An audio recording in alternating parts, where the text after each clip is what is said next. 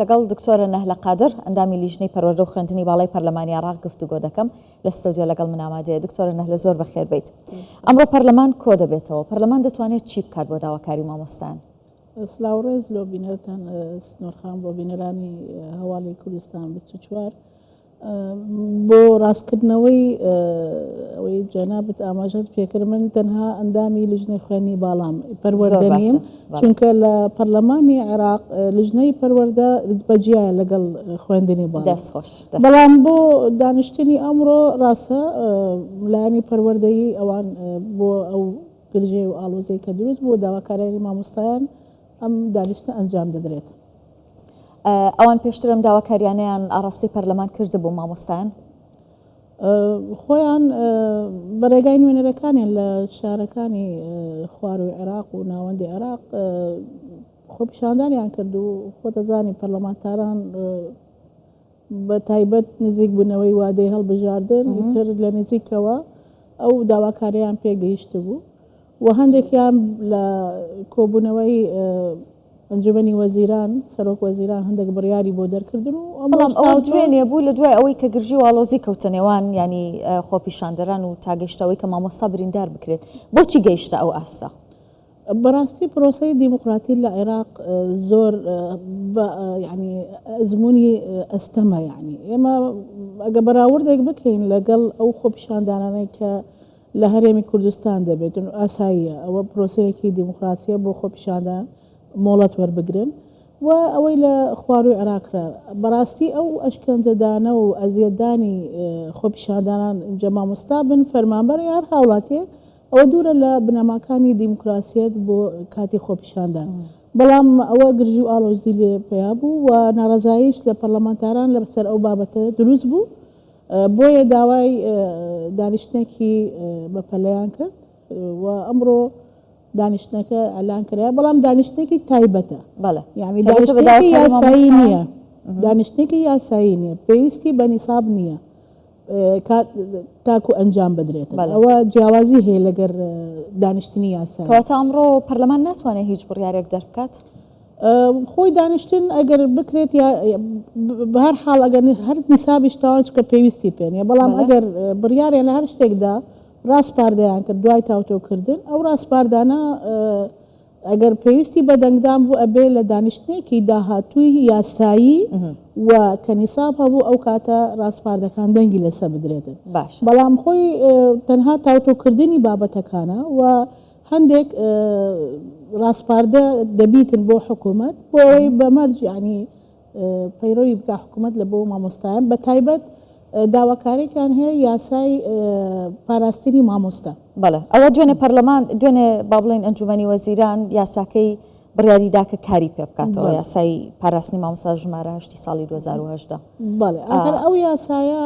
تەفعیل نەکراوە و ئێستاش ئەگەر هەر هەموارکردنەوەکەی لەسەر بکرێت ئەبێ لە حکوومەتەوە بێتە بۆ پەرلەمان، چونکە هەر یاسایەک ئەگەر پەرلەمان ناتوانێت ئەم یاسایە کارا بکات ئێستا ئەبێت دوای دانیشتنی لە حکوومەتەوە ئەگەر هەر ویستیان هەموار بکرێتەوە لە حکوومەتەوە دێتن اینجا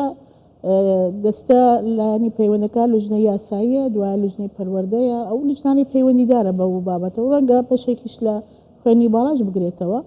دوای ئەوە ئیتر دەدرێتە کارنامەی پەرلەمان و خوێندنەوەی بۆ دەکرێت بۆ هەموارکردنیش هەماشت پرۆسی دەخوێنەوە یەکەم خوێندنەی دووەم و دوای دەنگدانش ئەمەش کاتی پێویستە. ئەم داواکاری ئێستا مامۆستایان و فەرمانبەرانی وەزارەتی پەروەردە دەیکەن چەند ڕەوایە؟ ئایا هیچ پەیوەندی بە هەڵبژاردننی داهاتووی پەرلەمانی عێراقەوە هەیە یان نا؟ بەخۆی ئەو داواکاریانەی کە ئەوان وستیانە هەمووی لە بابرێن لە ڕێنمایی هەیە، بابرێن داواکاری داراییە، ئەو شایستە دارانەیە کە هەیەە داوای ئەوەیان کردێ زەویان پێ بدرێت، داوای ئەوانش هەمووی بە بڕیارەکانی ئەنجومەنی وەزیران تقریبان هەندێکی چاکردەوە، بەڵام ئەوەی گرنگ بوو لەلایەن یاساکەی پاراستنی مامۆستا زۆر تاکید لە دکتۆرە نەهلەیانی دوێنێ لە ئەنجومەنی وەزیران ئەم ڕاستپاردانەم چەند خاڵە دەرچوو لە بەرژەوەندی مامۆستایان، بەڵام قسەکە لێرە ئەوەیە کە نەیتوانی کۆتایی بە خۆپیشاندانەکان بهێنێت. ئایا هیچ دەستێکی سیاسی لە پشتی خۆپیشاندانەکانەوە هەیە؟ من بە دووری دەبینم ینی ئەو با بڵێن چونکە ئەو مامۆستانە دەمێک کە داواکاری بەڵام بۆچی لە دوای بڕیارەکانی ئەنجومەنی وەزیران خۆپیشاندانەکان کۆتاییان نەهات؟ مەبەستیان داواکاری تریشان هەیە چونکە بەڕاستی ئێمە بە ئەوەی پاراستنی مامۆستا یاساکەی پاراستنی مامۆستا زۆر گرنگە لە با بڵێن لە عێراق چونکە عشائر هەندێک وا دەکات تەعەدا لە مامۆستا دەکا خانەوادەی قوتابی تەعەدا لە مامۆستا دەکا ئەوەی کە باڵادەستن و خاوەن با بڵێن هێزن لەوێندەر لەوانەیە ئەگە قوتابیەک دەرەنجامی باش نەبوو لە ئەزمونونەکان بچی تەعەدای لێ بکا و ئەشکەنجەی بدا و ئەزیێتی بدا لەبەرەوەی ئەمە لە عێراق هەیە ساڵانە لە عێراق هەیە وڵاتنیش بڵێ بۆ ئەو مەبەستە زیاتر ڕەنگە پێداگری لەسەر ئەوەش دەکەن و خاڵێکی تریش هەبوو بە نسبەت پێدانی زەوی ئەو خاڵە هەندێک لە با بڵێن ئەوەی جیان ڕێڕاگرن گوتیان ئەگەر بابەتی زەوی بدرێت بە وەزارەتی پەروەردە و مامۆستایان ڕەنگە وەزارەتەکان دیکەش هەمان شت داوا بکەن و ئەوەش کێشە بۆ حکوومەت دروست بکە ئیدر ئەوانە پێداگری لەسەر ئەو دوو خاڵە زیاتر دەکەن ئەگەر نا بابەتە شایستەدارەیەکان بڕیارەکانی سەرۆک وەزیران و کۆبوونەوەکەی ئەنجومەنی وەزیران هەندێک ئاسانکاری لە بۆیان کرد ئاسان ئەوەی ئەگەر علاوەیان هەیە یا بەرزکردنەوەی پلەی ئەوەی تەرفیعاتیان هەیە بۆچی ئەم کێشانە لە عێراقن؟ ئایا عێراق کێشەی